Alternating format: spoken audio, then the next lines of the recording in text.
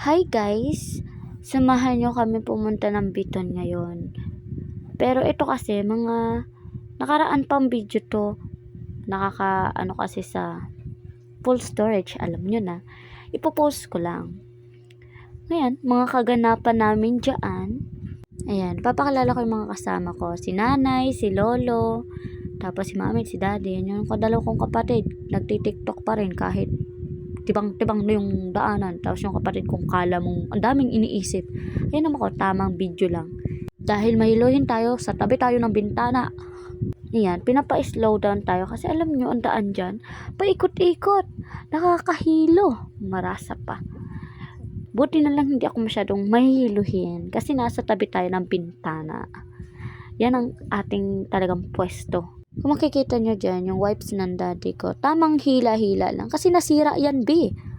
Kaya, bala kayo dyan.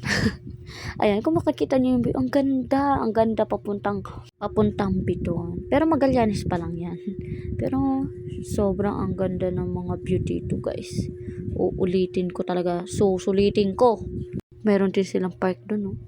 Sayang nga, hindi kami nakapunta. Pero maganda na rin naman yung view. Tamang ikot-ikot lang talaga. Mahihilo ka lang talaga. Kaya, kung mahiluhin ka, dapat sa tabi ka lang talaga ng kalsada. Tulad niyan, ikot na naman tayo. Ikot-ikot lang. Paikot-ikot. Tulad niyang pinapaikot ka na. Ay, charot lang. Kayo naman eh. Kaya ako, tamang spot lang ng view. Tamang vlog lang. Kaya wala kang dapat gagawin dito kundi mag-video lang, tamang spot lang. Yung pagpunta namin dito guys, maulan talaga.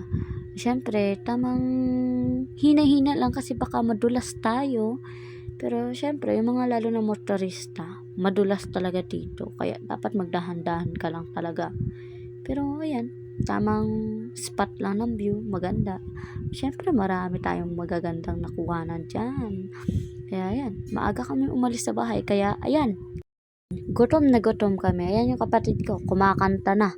Kasi nga, gutom na gutom na. Kahit naman kami lahat, gutom na. Yun nga lang, maaga lang talaga kami umalis. Kaya ayan, nangyari. Pinost ko na rin yung video niya na yan. Kaya panoorin nyo na lang sa reels ko. Barangay Layong. Tamang-tama, malayo pa kami. Pero may natigilan naman kami dyan. Kaya kumain kami ng siomay at siopaw. Kaya nabusog din kami. Nalagyan na rin ng pagkain ng aming mga tiyan. Kaya hindi na kami nagreklamo dyan. Kaya yan ang mga ganap pagpunta namin ng Biton. Kaya bye! Thank you for watching guys!